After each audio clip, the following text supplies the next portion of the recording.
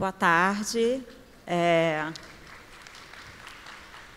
Vamos dar início agora à última mesa de discussões do dia, que vai ser sobre a produção dos reais impactos das políticas educacionais. Eu vou estar aqui moderando a mesa, eu sou a Érica Fraga, da Folha de São Paulo, eu estou com o Eduardo Macé, que é da ONG International Initiative for Impact Evaluation, e com o Pedro Carneiro, da University College London. O Eduardo começa, por favor. Thank you. Good afternoon, and thank you for your resistance and patience, and to Unibanca for inviting me to give this talk. My presentation will be about a study that we conducted at FREE-IE, and the study is a systematic review of evidence of what works in education worldwide. So it's not on a specific country, but it's in the entire world. And I'm going to try to draw some lessons from the review and trying to possibly to answer some of the questions that I heard in previous talks, and I will also answer some of the same questions, so there will be some repetition or some answers will be different. And but before I'm doing that, I need to tell you what is FREE-IE. FREE-IE is the International Initiative for Impact Evaluations. For those who don't know, and I think there are many who don't know in the audience, is an international NGO that funds impact evaluation studies throughout the world, and pretty much studies like the Jovem do Futuro. So this is the type of evaluation that we promote. In addition to that, we'll also promote summaries of evidence, meaning we conduct and support research teams to summarize the evidence from several impact evaluations and to provide policy recommendations for decision makers and policy makers. And summary of evidence is precisely the topic I'm going to talk about today. We just completed one study on education. It's a systematic review on what works in education from impact evaluation studies from all around the world. And like any respectable research, it does have research questions. So the first one is, what are the effects of education intervention on learning and school attendance? And in low and middle income countries, it's a very wide question, and you know, the report that came out of this research is 900 pages.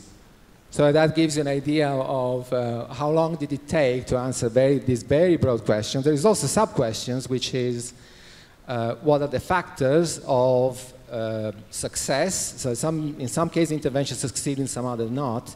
And so what are the factors that help the programs to succeed or determine failure? In terms of the approach and the methodology, I know there will be tomorrow a session on systematic review, but I'm going to tell you briefly the approach that we follow at FREE-IE. We use a methodology that was developed primarily in the medical sciences and by organizations such as Cochrane Collaboration and Campbell Collaboration. So what we do is we look at all possible evidence, published and unpublished, that has been produced on a subject, and then we select the studies that meet some quality criteria for being included in our review, which normally is being rigorous impact evaluations, and then we look at the outcomes. Now, if there are many outcomes if there are many results from many evaluation, we also do what is called a meta-analysis. So we try to summarize the results in a single summary measure of the effect. Otherwise, if the studies are few, we just provide a narrative summary of the evidence. In this case, the studies that we found were many, and not surprisingly because the question was very wide. But just to give you an idea, we started by looking at 90,000 studies that we found in the literature, evaluations. These are 90,000 evaluations that we found. but only in the end, what we consider as impact evaluations were only 420. Right, so these are rigorous impact evaluations of the type, for example, like Jovem do Futuro. Just to give you an idea of where the studies are coming from, and they are mostly from this bunch of countries here, so South Asia, Pakistan and China. There is some studies in Latin America, Chile, Peru, Colombia, a bit in Mexico, very few in Africa. Here it tells you about the type of studies. 50% a randomized controlled trial, where the allocation of the intervention is by a lottery, like Jovem do Futuro. Another half is what we call quasi-experimental designs, which are not the randomized trial, but try to mimic in somehow how the randomized trial works. So they have similar standards of rigor. In this case, we were able to do a meta-analysis because we found a number of studies. The meta-analysis is here. I'm trying to explain here briefly what a meta-analysis is. You know, I've seen this morning that we had a lecture on what is a statistical test in 3 minutes by Professor Burrows, and I think I will try to do even better to explain what a meta-analysis is in 1 minute. Meta-analysis is basically an average. It's just that. So that's what a meta-analysis is. So how does it work? For example, we took the impacts of several interventions. For example, we divide interventions by groups.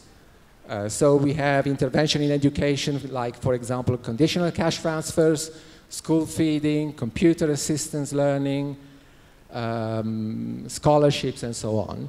And for each of these categories, there will be maybe 10, 20, 30 studies, 30 impact evaluations in different countries. We take the effects from each. So, you know, in Ethiopia, attendance increased by 5%. In China, increased by 3%. We take all these results together, and we take the average. Okay, that's the meta-analysis, basically. And the results, the statisticians like to show the results in this kind of plots, which is called the forest plot. And the line here means, the vertical line means there is no impact. Okay, so that's the 0 line. So if the result is on the right of the line, then good, there is an impact. If there is on the left, no impact. And the band that you see, so the dot is the effect, and the band is the confidence interval. So it's what is the confidence that we have in the results from a statistical point of view. I did another thing, and in addition to this, which is what I call the league table. And so I ordered the impact, I ordered the interventions by the size of impact. Okay, so the interventions with the highest impact are on the top. And so these are the winners, and then we have the losers interventions that are at the bottom. But before doing that, before telling you who are the winners, who are the losers, I want to tell some things about the size of the effects, something that's been discussed this morning. These effects are expressed in terms of what we call standard deviations. And if we take the average of all the effects, if you take the average of the averages, the impact of all the interventions that we looked at, there are 400, is nearly 0.1, 0.1 standard deviation. Now, what does that mean? And it's the question that comes up many times in presentations. And, you know, trying to answer this question is, I'm trying to address this question in this way. I mean, my view is that there is no really point in answering that question. It's a matter of interpretation. But I'm going quickly on this because you had actually several examples today of how you can do that. The way you do it is by selecting a reference change or a reference impact that you can compare to the impact that you observe. So one way of doing it is, for example, to look at targets. What the policymakers or the project manager set as a target for an intervention. And this would be ideal, but in fact it's hardly practical because normally policymakers do not set targets in this way, definitely not in education, or the targets might be very unrealistic. So they might say, well, we're going to like the targets set by the teachers or the principals that Miguel was discussing. Can be either very odd or totally unrealistic. So that's probably not a good way to proceed. Another way is more effective, is that it's been done, I've seen this in several presentations during the day, is to compare that point one then to some reference. So for example, is a trend. So this is a trend in the PISA. PISA has been mentioned many times. And I took these numbers from PISA test scores results in terms of standard deviations over the last 10 years. And the change that we have seen in Brazil over the last 10 years in the PISA score is 0.3 standard deviations. So you see, this is what the trend that occurred in Brazil in 10 years. And if your project has an impact of 0.1, you can get an idea of what that means. Even a better way of benchmarking is to look at gaps and how much an intervention is bridging a gap between different sectors of the population. So these are again the PISA tests. And here I disaggregated the results by socioeconomic status. So the results is on the left is poor children, and these are children from rich families. And you can see there is a gap between the rich and the poor of about 0.8 standard deviations. And again, so if your intervention and on disadvantaged children has an impact of 0.1, so it means that you're covering something like maybe 15% of the gap. And again, that gives you an idea of how far you are from the idea of what you are doing. So in terms of effect size, and so we come up to the question, so many people have questions. So the 0.1 standard deviation is large or small. And my answer is that, first of all, it's good that it's positive. And there's always complained that we spend billions in education with no results. And actually, we do find effects of the intervention. So I think that's a good, very positive.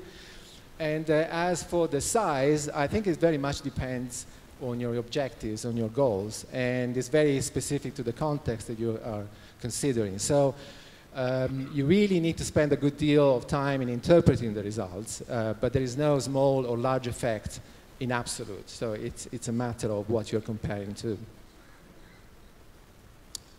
Now I'm going to say something about who are the winners.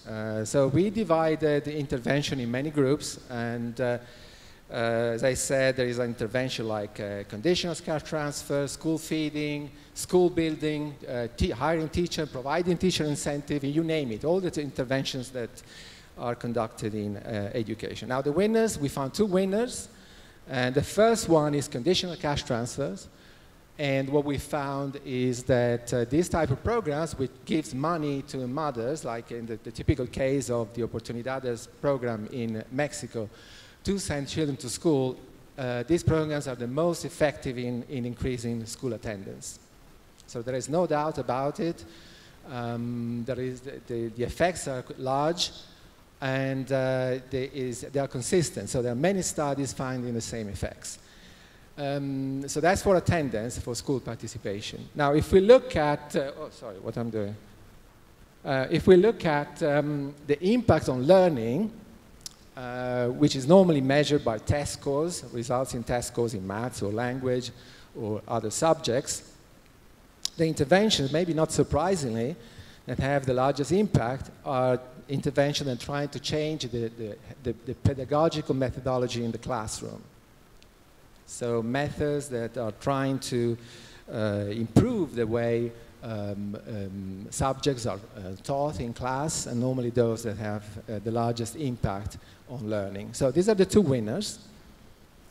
And Because the report is very long, as I said, 900 pages, I'm not going to go through all the impacts of all interventions, but I want to mention the impacts that we found on what we call school management, because the audience and Unibanco has a specific interest in this.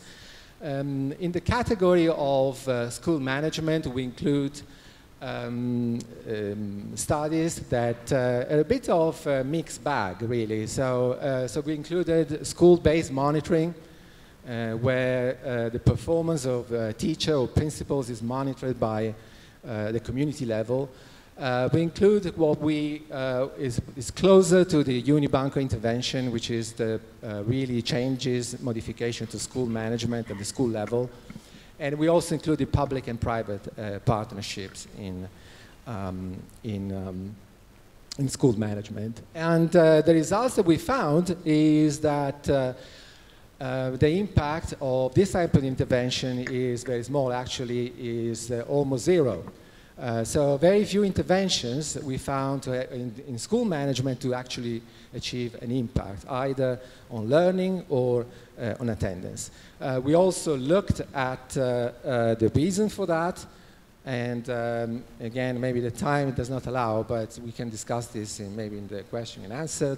We investigate a lot of reasons why this may happen, the lack of impact of this intervention. But there is a but, and there is actually a large diversity, variety of results across studies. And this is a very important point.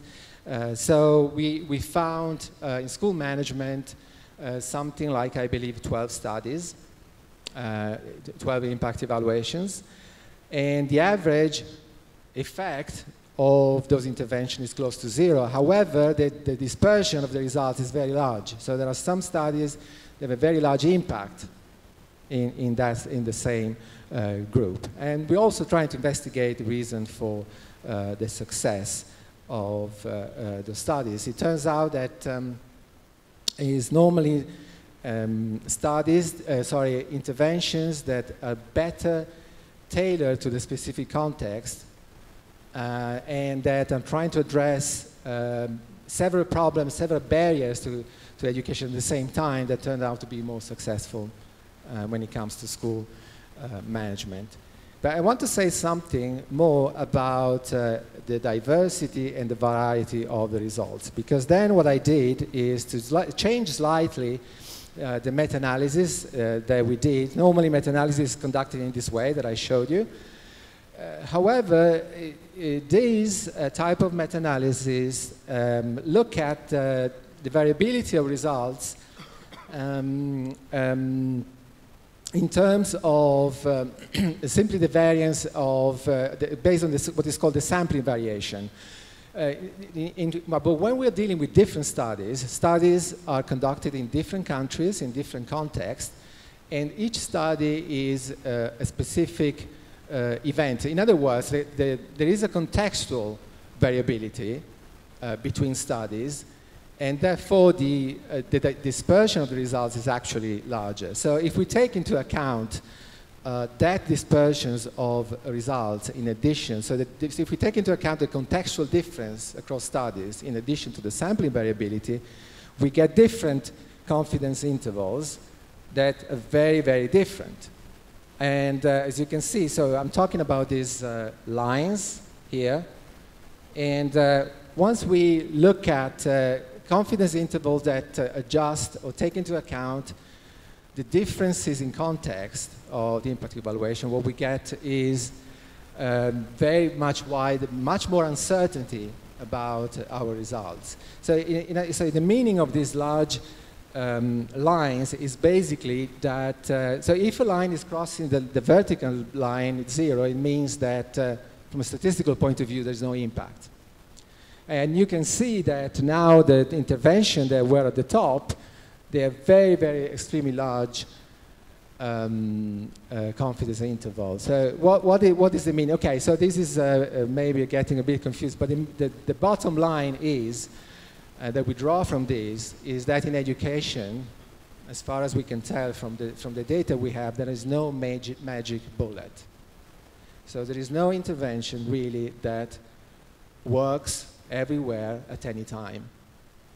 There are no off-the-shelf solutions. Even cash transfers, you say, okay, it works fine in Mexico and in Colombia, therefore I'm gonna implement the study in Sao Paulo. It might be true in case of cash transfer, but the majority of education programs would not work that way. There is no guarantee that the program working in Kenya is going to work in other country. Now, it seems obvious, but it's not the way that normally international organizations think. So if you take, at least that was the case in the past, if you would take the typical decision-making organization like the World Bank or the UNICEF would be, this study worked fine in Bangladesh, so let's do it in Indonesia as well. Okay, so that type of reasoning or decision-making may be okay for some intervention, but is not okay in the case of education. The difference in context is such that you cannot easily replicate a successful intervention in one place into another place. Finally, I want to say something about intervention that have multiple components. Some interventions like cash transfers, for example, they're trying to address very specific problems, which is bringing children, and they do it in just using one tool, right, providing money or cash to mothers. But there are some interventions that are using a package of interventions at the same time. And actually, so for example, they might be providing teacher training, and they might be building new schools or building new toilets, providing books, several components at the same time. Now, this intervention turned out to be quite successful. It's actually at the top of our league table. I didn't mention these interventions before because the number of studies is very small, and therefore they don't reach the statistical significance. So the sample size is too small to say. In other words, we need more studies of multiple interventions, of composite intervention. Another problem with this intervention is that, well, the first problem is that Miguel discussed very well in the previous presentation, is that this type of interventions are composed because they have a mix of intervention within. It's very difficult to isolate the impact of every single component. In fact, that is, I would say, is nearly impossible. But there is an additional complication, is that these interventions have multiple outcomes. So there is an additional layer of complexities. They not only have multiple interventions within, but also they have different multiple outcomes. So they might affect, for example, school attendance, but also learning at the same time. So how do we take into account for that? Now, trying to help understanding this, I drew this chart where I put on one side the impact on school attendance, and on the other one the impact on learning. And I call this the education policy frontier. Those of you with a background in economics will understand how this works. Basically, the best interventions will be those at the outer part of the diagram. So if you want to, so from a policy-making point of view, if you want to increase attendance, you can use conditional cash transfers. If you're interested in learning, there are interventions of this side. But what if you're interested in both? And that might not be the case in Brazil, where enrollment rates are very high. But in many African countries, for example, governments are interested not just in bringing more, not just to increasing test scores, but also bringing children to school. And not surprisingly, again, is intervention with multiple components or school feeding interventions that are actually achieving results or on both outcomes. As I said, however, it's very difficult to evaluate this intervention. Normally, this is done by looking at multi-component as packages of intervention. Is there a way that you can decompose the impact of every single component? Well, I think within a randomized controlled trial, the only way to do that is what is called a factorial design, to have different variation of the same intervention. But that, as I say, becomes nearly impossible because of the practicalities. It's extremely complex, a design where you have different combinations of the same. It's like trying to find the right recipe, but it's very hard to set up an experiment in that way. Another possibility to do it is by doing a cost-effectiveness analysis, by taking results from different studies, a bit like in the case of meta-analysis, and using simulations. But now then the problem becomes that people will not believe the simulations, precisely because they are the simulations and not the reality. So it's very hard to do evaluations of this type of interventions. And thinking back in terms of what works, is there any other way that we can evaluate interventions that are trying to change many outcomes at the same time? I reminded that I was actually involved in my very first evaluation studies.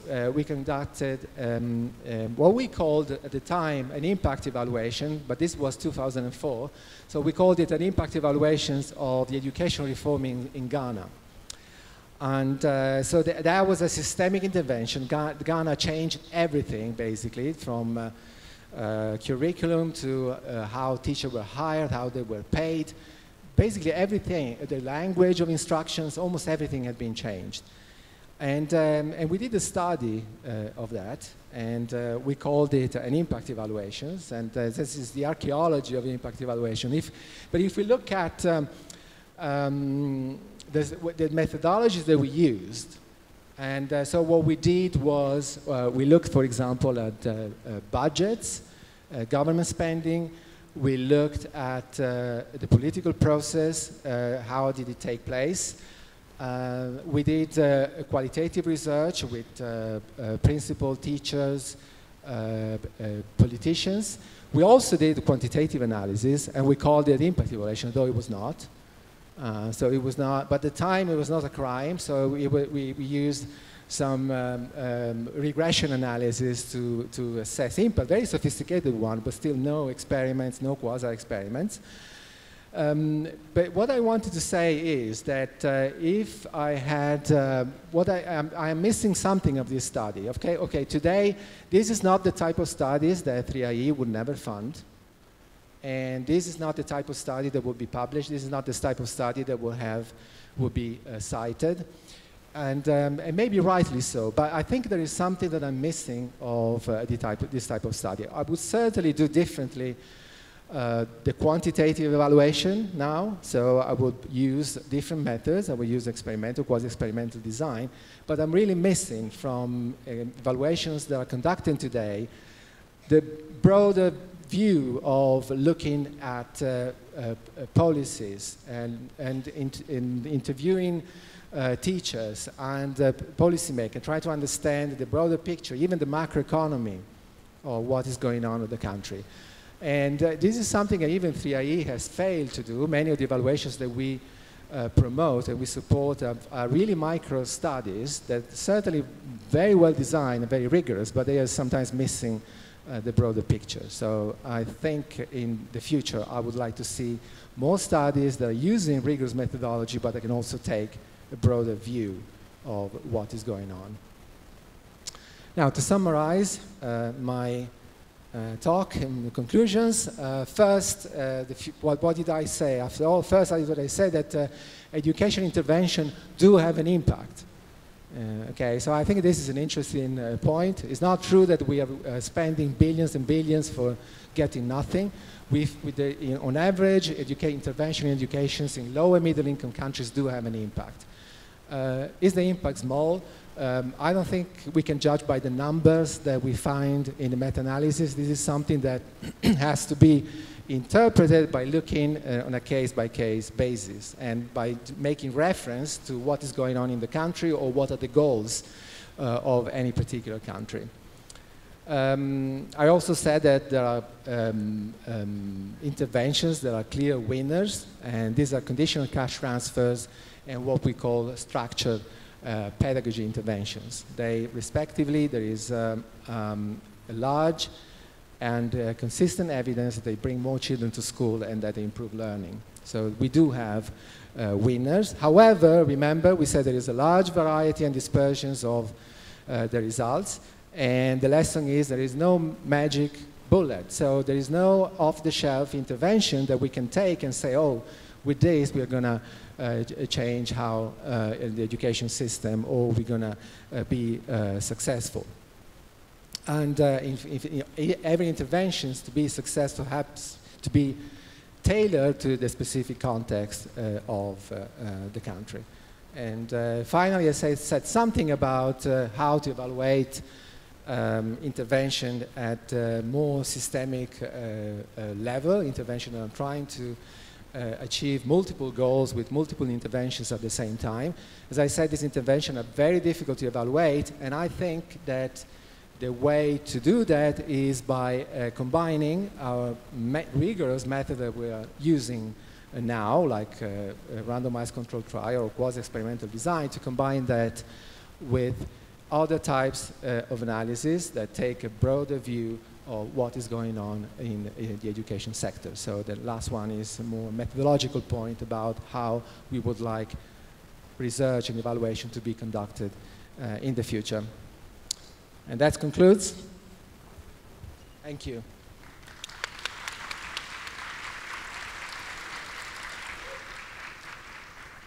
Muito obrigada, Eduardo. Foi muito interessante. Agora eu vou passar a palavra para o Pedro. Pedro, por favor.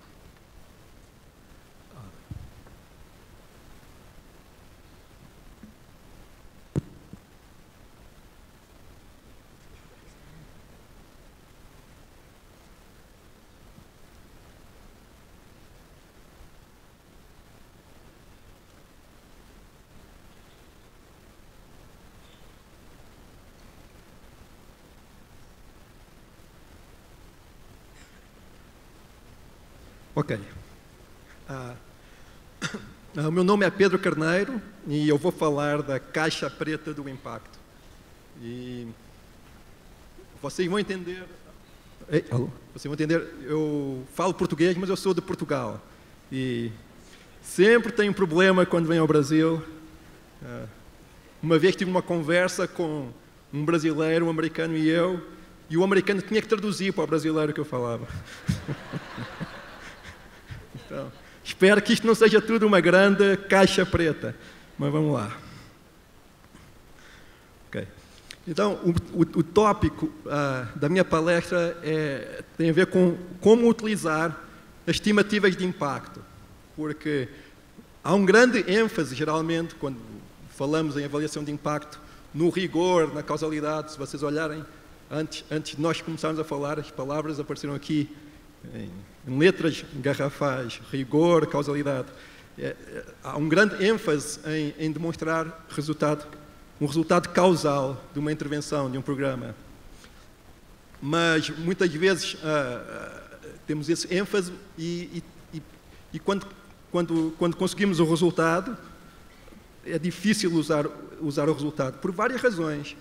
Os programas podem ser muito complexos, como o Eduardo falou, a população pode ser muito específica, ou o contexto, ou talvez a implementação da intervenção tenha sido muito cuidada, porque para ser tão bem avaliado teve que ter sido um programa mais pequeno e as pessoas estavam muito motivadas. Então tem um conjunto de circunstâncias que dificultam muitas vezes o uso desses resultados. Então, o que é essa caixa preta do impacto que nós estamos discutindo? Normalmente tem uma intervenção, um programa, numa escola, ou no sistema de educação de um Estado, e aí nós vemos o resultado. E o programa pode ser muito complicado. Como o Eduardo falou, pode ser um programa que é conjuntamente construção de escola nova, com habilitação do gestor e treino do professor. E aí sai um impacto lá, sai um chouriço lá da caixa preta. Então, o que é que aconteceu aí dentro da caixa? É muito importante entender o que aconteceu dentro da caixa para nós podermos usar essa avaliação, ou esse resultado, porque senão fica difícil entender, por exemplo, várias perguntas que aparecem. Se o programa é muito complexo, que aspectos do programa funcionaram? Às vezes, isso é mais interessante do que saber se o programa como um todo funcionou ou não funcionou. Se eu quiser transportar só, imagina, não tenho dinheiro para fazer tudo isso, só quero fazer metade. Então, que metade eu devo apanhar para outro contexto? Ou, por que é que alguns aspectos do programa funcionam e outros não funcionam? Será que eu devo eliminar parte do programa? Que aspectos necessitam reforço? Será que eu devo redesenhar o programa para melhorar um componente? Como melhorar resultados? Como replicar? Todas estas perguntas, todos estes aspectos estão dentro dessa caixa preta. Outros exemplos têm a ver mais com o contexto. Que populações são mais afetadas? Mais pobres, população mais rica? Ou em que lugares é que a implementação foi mais bem sucedida porque foi mais fiel às ideias da pessoa que desenhou o programa? Que mecanismos estão funcionando dentro desta caixa preta? E aí, como é que nós tentamos, então, abrir essa caixa preta?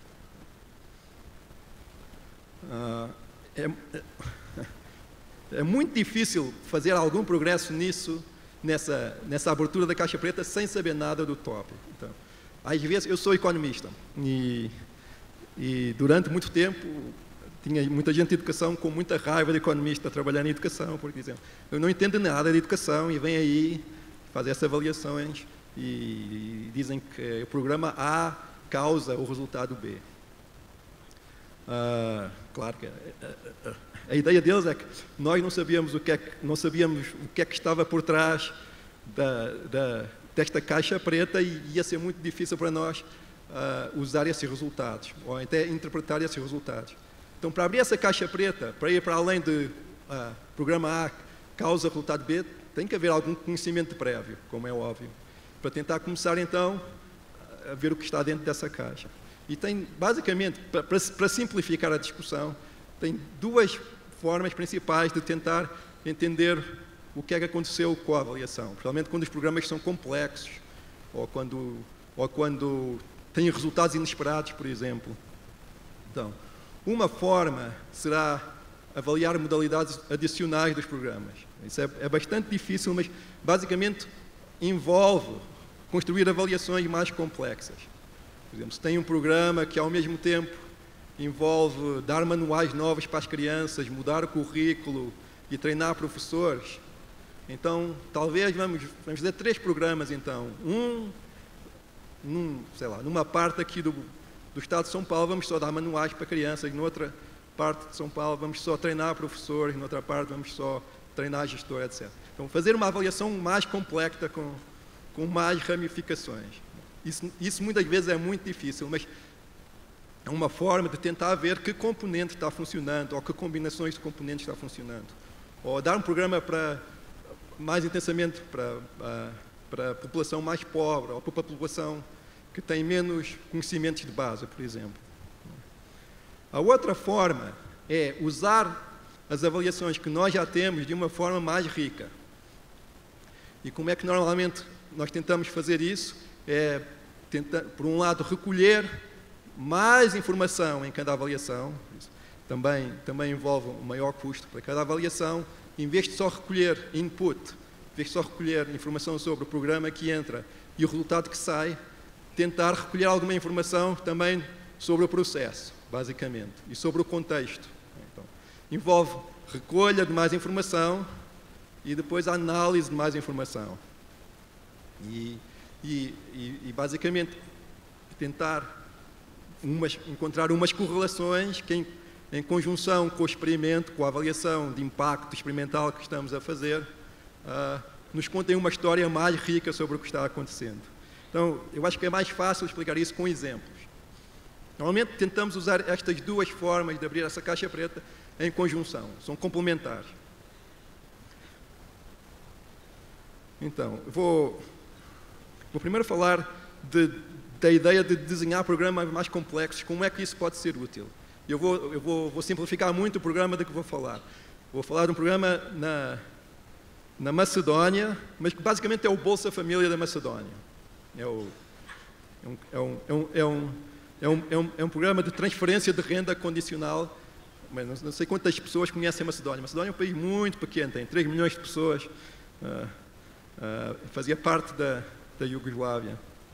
E eles têm um programa de transferência de renda condicional, com várias condicionalidades para a população mais pobre. É um programa que tem a ver muito com a educação também, porque a condicionalidade só tem uma condicionalidade. Bem, além de ser pobre, para receber a transferência de renda, a família tem que assegurar que a criança, neste caso o adolescente, frequenta o ensino secundário pelo menos 95% dos dias. E, agora, nestes programas de transferência de renda condicional, como o Bolsa Família,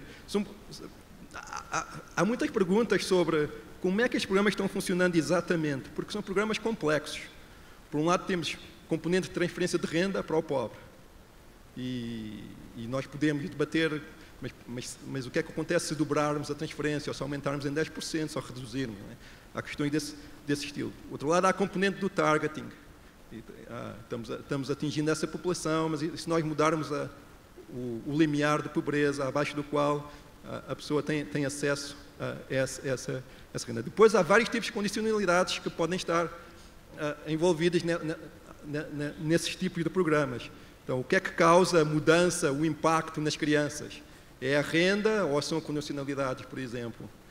E na maior parte dos programas de transferência de renda condicional nós temos pagamentos que são feitos à mulher, não são feitos a qualquer pessoa no domicílio, são quase sempre feitos à mulher. Então nós podíamos pensar, e várias pessoas tentam entender como é que diferentes componentes desse programa impactam as crianças e as famílias. Porquê? Porque é importante para o redesenho do programa. Talvez a condicionalidade não seja tão importante, então talvez nós possamos mudar a condicionalidade ou jogar fora. Ou talvez esta transferência não seja muito eficaz, ou talvez seja grande demais. Né? Ou será que é mesmo necessário pagar à mulher para atingir os impactos que estamos vendo na escolaridade das crianças ou na diminuição da pobreza, etc. Okay? Então, deixa eu pegar uma questão muito simples, porque eu sou economista, não é tanto uma questão de educação, mas é uma questão muito simples que ajuda a explicar o uso de desenho, de avaliações mais complexas no abrir desta caixa preta da avaliação. Então imagina, nós temos um Bolsa Família lá na Macedónia, aconteceu, e depois saiu lá um impacto.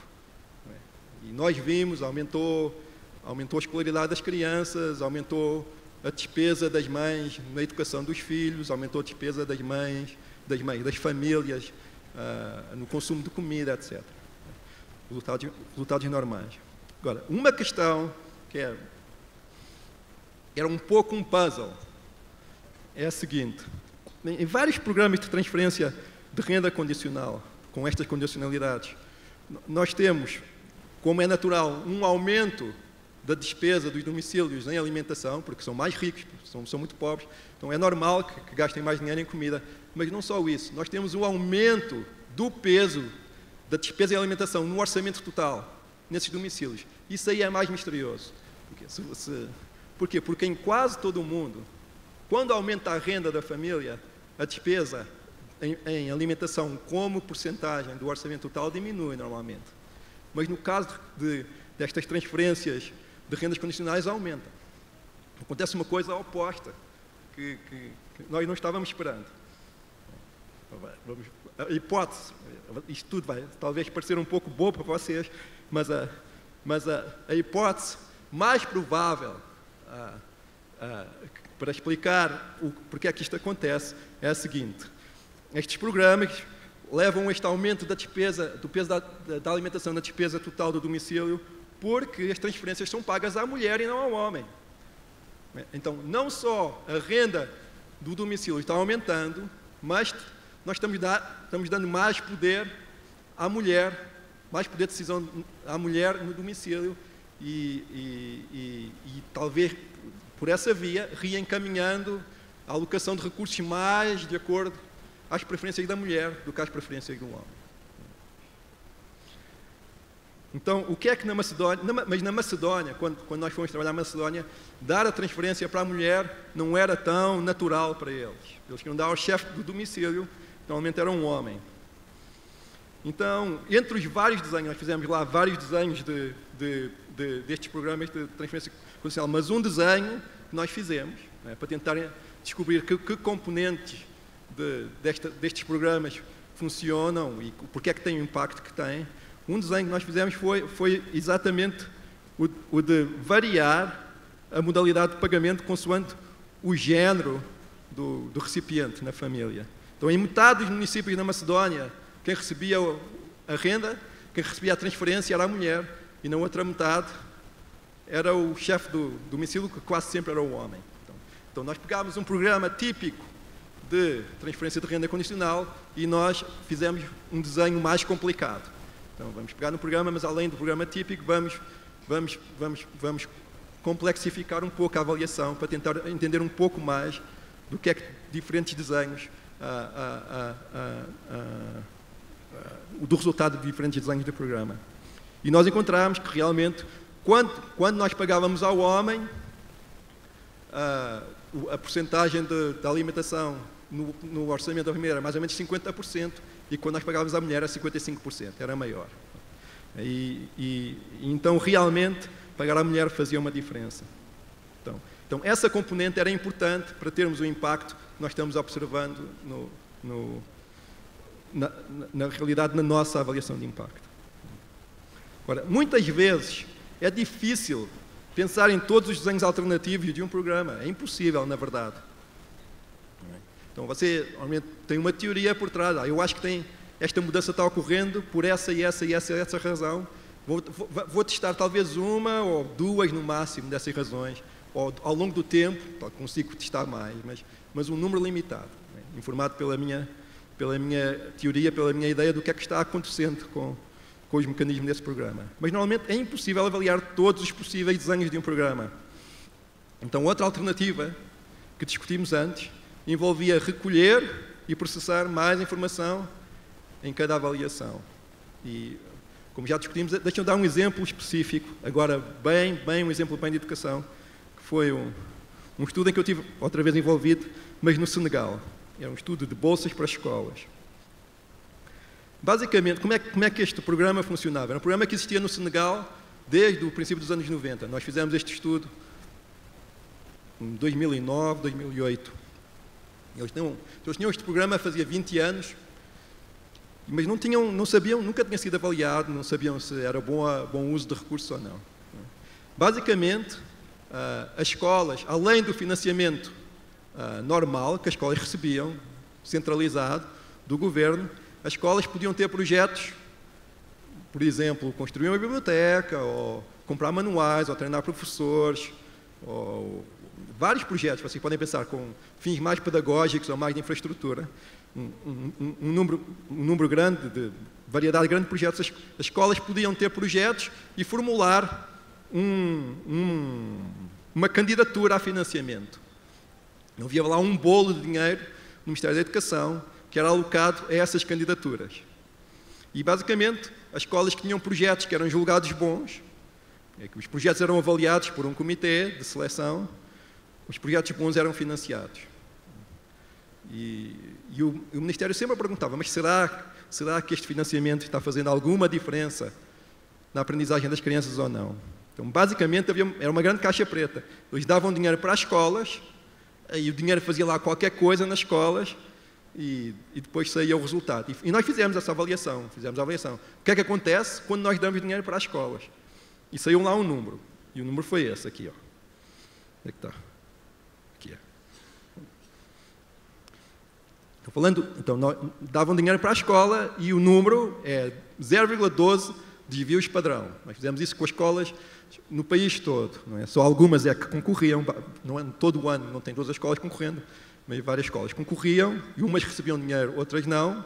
Lá era um experimento, porque como é que fizeram isso? Eles não tinham dinheiro para financiar todos os projetos bons, lá fizeram um experimento e a conclusão da avaliação de impacto experimental foi que quando as escolas recebiam esse dinheiro adicional, em média, no Senegal, a aprendizagem dos alunos isto é um índice em matemática e em francês, aumentava em 12% de um desvio padrão.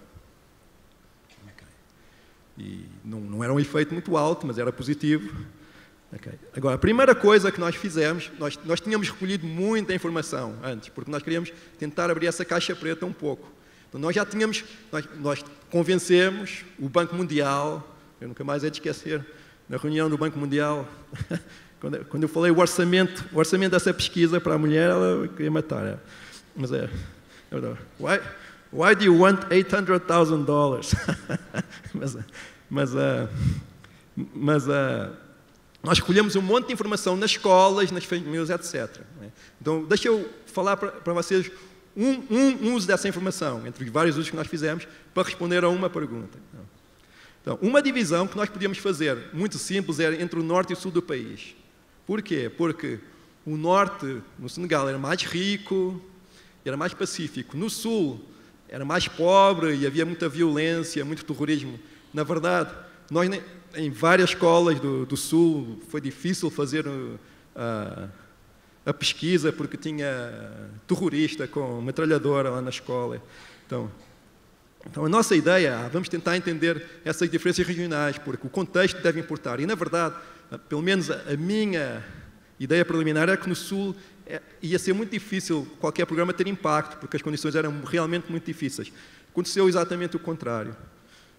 No sul, o impacto foi 40% quase de um desvio padrão. E no norte foi 7% de desvio padrão. E, na verdade, no norte, nós não podemos rejeitar que não houve impacto nenhum, estatisticamente.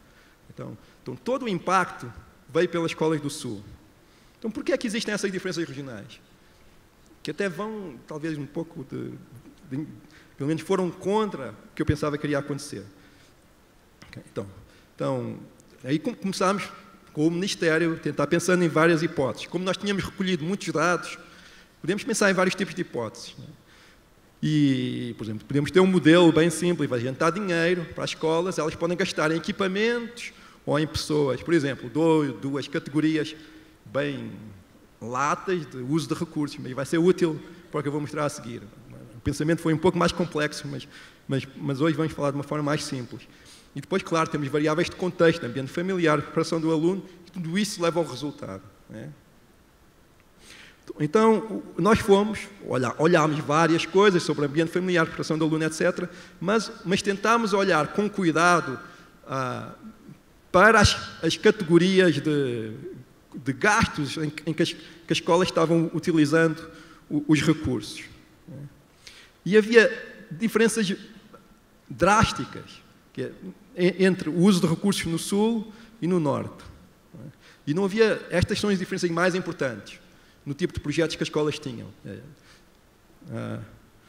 O montante do dinheiro era parecido, mas o uso era bastante diferente.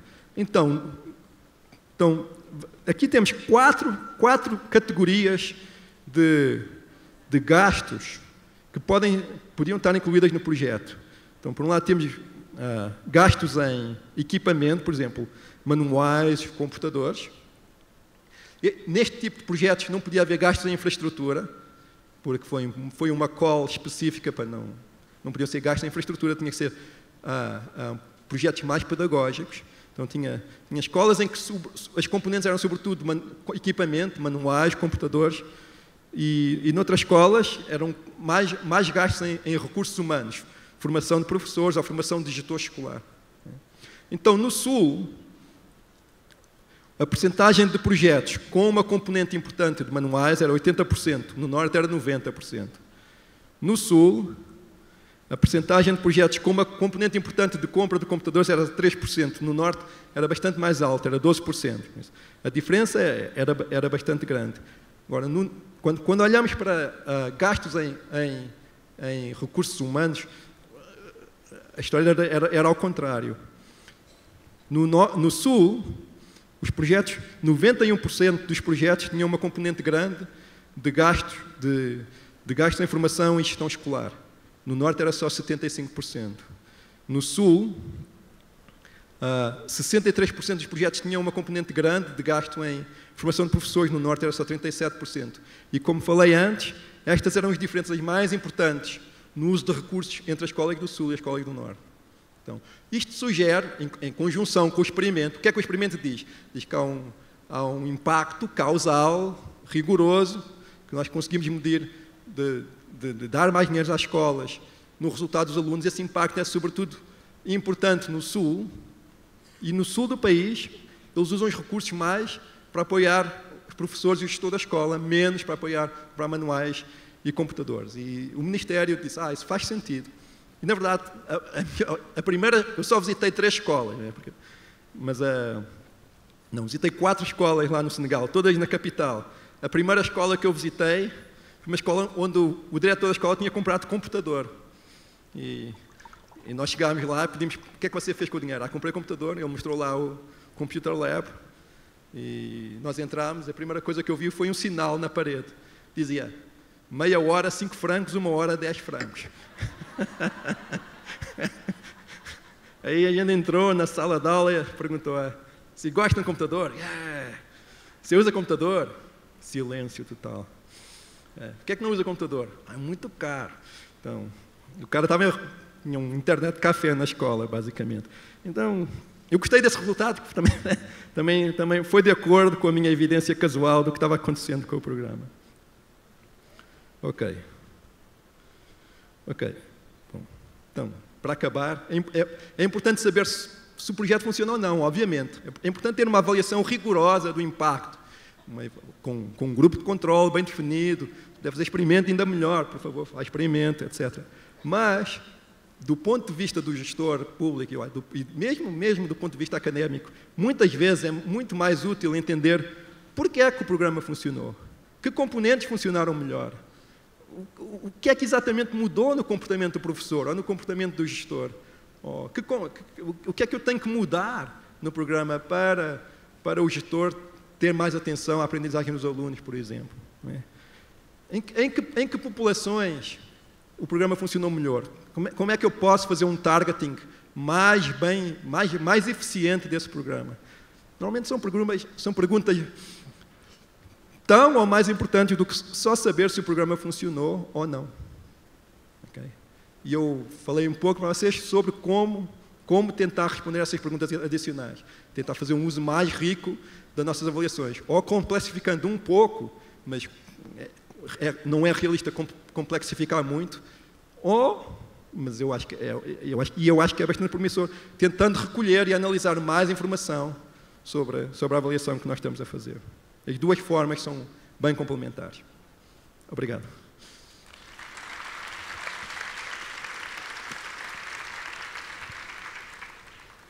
Muito obrigada, Pedro. Nós temos 17 minutos para encerrar, acho que dá para fazer algumas perguntas. Eu tenho uma pergunta para os dois minha e recebi 2 até agora da plateia. Eduardo, eu vou te falar as 2 que tem aqui para você, e acho que de repente você responde, até porque elas tocam em pontos parecidos. A primeira que eu recebi foi, sabendo que as intervenções de sucesso são aquelas desenhadas para contextos específicos, como associar resultados consistentes com políticas que tenham escala, dada a grande heterogeneidade de contextos que os nossos estados apresentam, no caso do Brasil, né?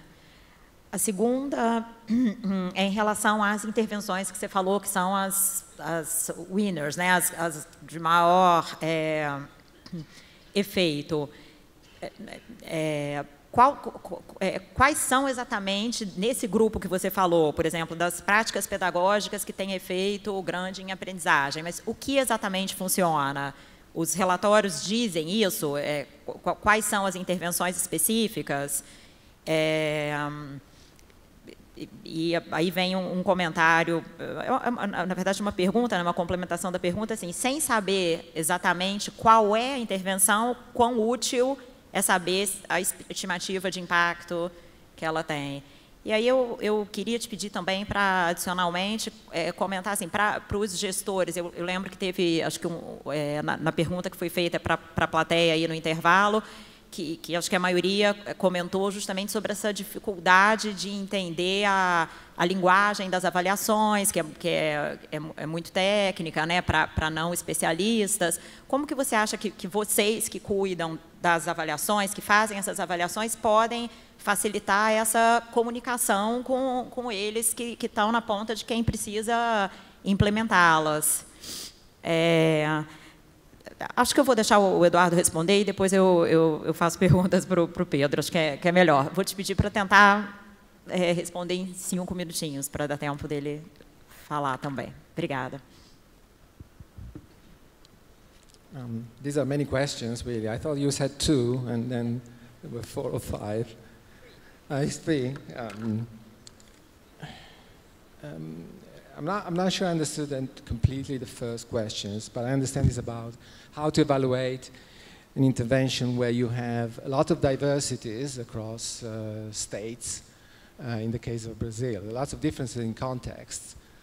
And so if I understand the question correctly, I think it's a very good question, of course. And again, in principle, the only way you can address these questions from adopting an experimental approach is to say, well, I'm going to conduct evaluation in all states. And because unless you have any knowledge that 2 states are very similar, you cannot expect that the impact of an intervention in one state will be the same in the other state. So that's something that doesn't matter whether the study is a randomized controlled trial or not. You cannot extrapolate the information from one context to the other. So the only solution is either do you know that the contexts are very similar, then you're fine. You can say, well, it works here, it's going to work there. But if the contexts are different, you cannot extrapolate, you cannot replicate intervention in other contexts without any confidence that you will be able to replicate the results. I'm not sure this addressed the questions. In terms of the pedagogical interventions, what are they? I'm not going to be able to answer these questions. Unfortunately, as I said, the report is very long.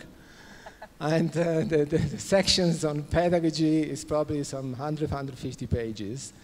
And but what I can do is provide the link to the intervention. But just to give you a flavor of what kind of interventions are, for example, interventions that are changing the way and teaching occurs in the classrooms. For example, like the methodologies that teachers are using. Now, it's one problem with systematic reviews and meta-analysis that you have picked up, as I feel from the question, is that what we do when we put all these interventions together is that we're mixing, well, some people say apple and oranges. Right? So there's going to be interventions that look very different, but we consider them together as if they were just one. And of course, that's the problem of systematic reviews and meta-analysis. Though some people say that it's okay to mix apple and oranges if you're trying to say something about fruit. So it really depends on the level of generalization you want to make. And so at some level, it is acceptable to lump interventions that are very different in the same group. the technicalities of evaluations, I agree with you. There is a lot of at FEI, we're making actually a lot of effort with grantees like Pedro is one of our grantees. We were discussing before the talk how many requirements how much we demand from the researchers and the academics to make the results accessible. We ask them to produce what we call the policy impact plan. We want the evaluations to have a direct impact on policy at all possible levels. And that, of course, implies a lot of work to which most of the time academics and researchers are not used to. And so we are very strict on this, and we are partially successful. So we do have success stories of impact evaluation that did make a difference, but yes, it is a big challenge to make the results accessible. Maybe I should stop there to leave Pedro to answer some of it. Yeah. Okay, thanks. Pedro, o que eu queria te perguntar assim, acho que poderia ser útil para o nosso público aqui, para a plateia, quando você vai desenhar uma intervenção e você já sabe que ela vai ser avaliada, já com esse propósito de ser avaliada, o que eles podem fazer, o que é a dificuldade de vocês no relacionamento com os gestores, com os líderes educacionais, para chegar num acordo de como aquela intervenção vai ser aplicada de forma que ela possa ser avaliada.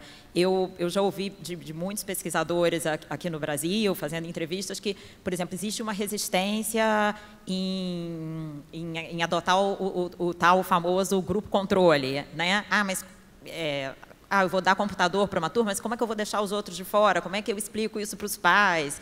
E se você pudesse falar um pouco sobre isso... Claro. Acho que podia ser útil. Isso é uma ótima pergunta. Mas,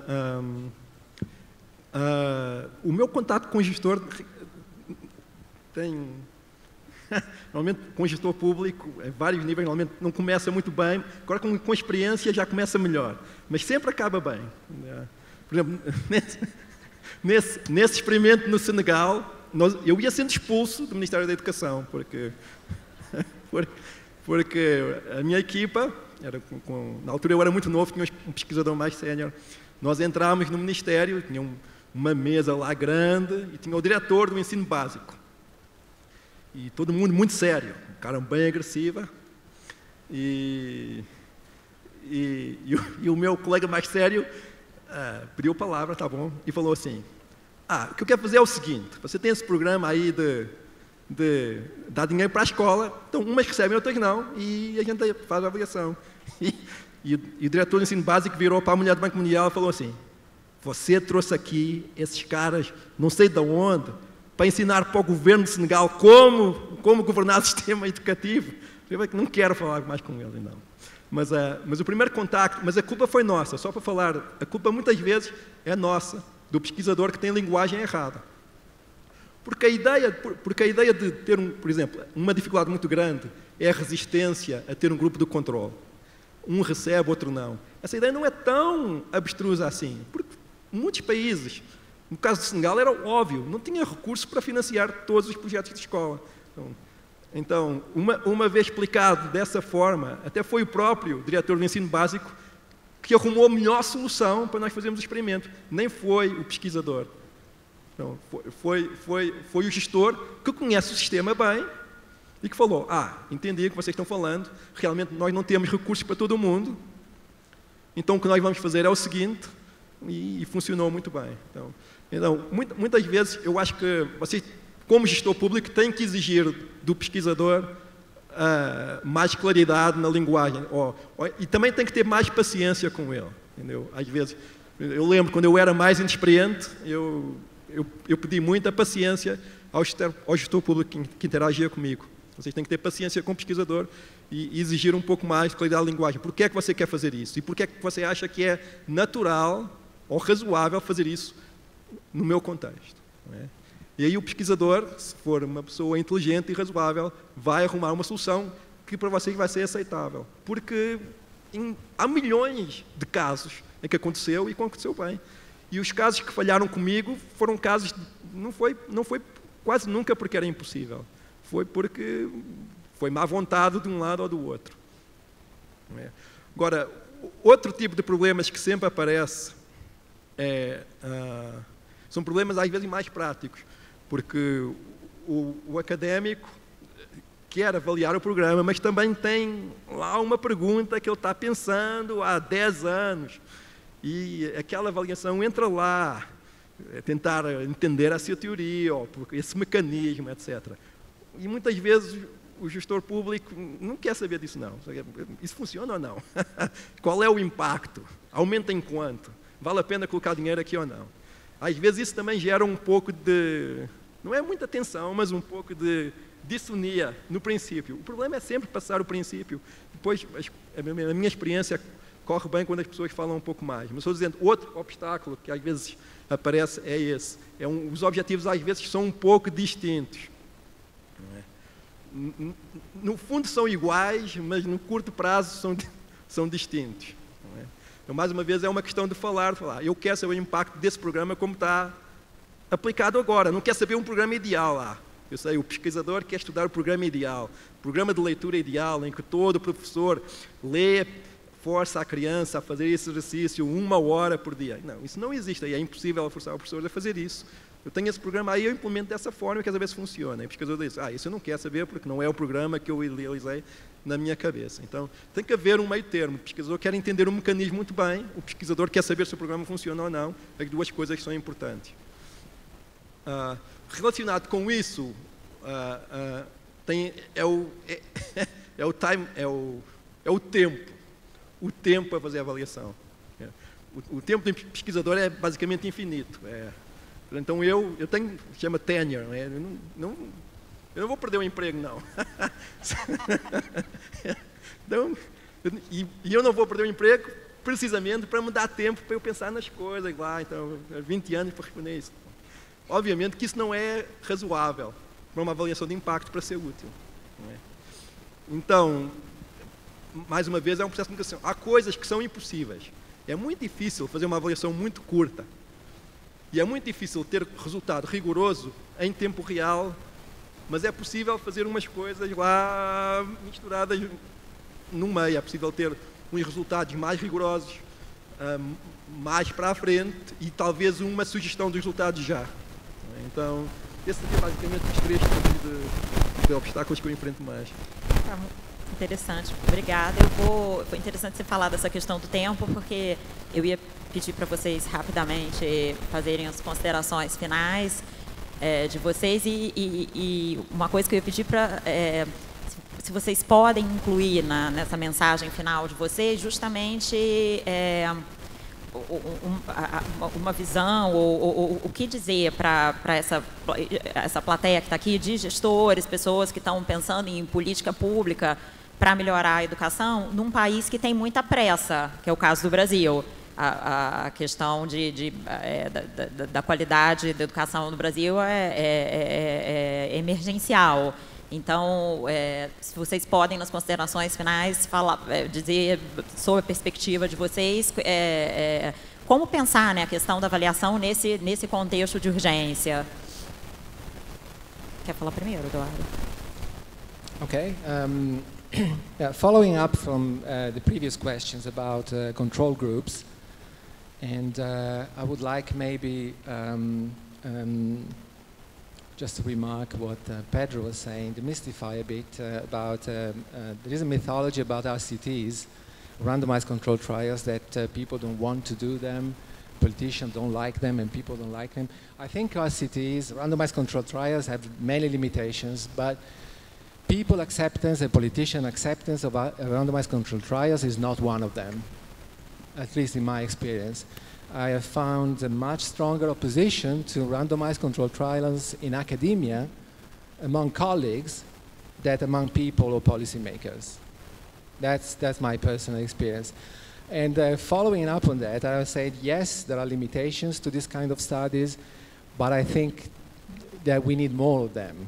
And I'm a strong supporter of randomized trial, quasi-experimental designs. We need to do more rigorous evaluation. I think what you're doing here is great. I think the study that I've seen described this morning is a fantastic study. I think, of course, I believe that there are different types of evidence. We also had a talk this morning on this, and I believe that we need to add evidence from other sources, from looking more broadly at what is going on in the schools. But having a hard piece of evidence to know whether intervention works or not is extremely powerful. And I think that's what you're doing is absolutely correct as Unibanco. Yes.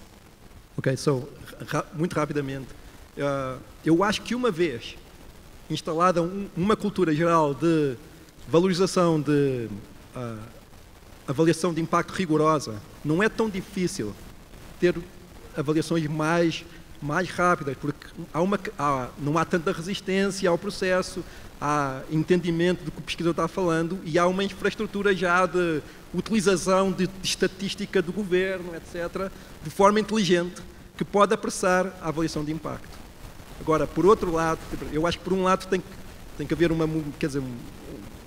talvez uma mudança cultural para a ideia de temos que fazer uma avaliação de impacto rigorosa dessa forma, ser bem aceito, mas por outro lado, o custo de entrar com políticas erradas que depois entram num ciclo vicioso é muito grande. É só prolongar o sofrimento por mais tempo e colocar mais dinheiro no buraco. Então, eu acho que tem forma de apressar as coisas, mas tem um risco de apressar de uma forma não cuidada, que é muito, muito, muito grande. Tá bom, muito obrigada, Pedro, Eduardo, obrigada a vocês que ficaram com a gente até o fim. A gente encerra, eu encerro por aqui, Mirella. Então, amanhã esperamos vocês aqui de volta. Obrigada.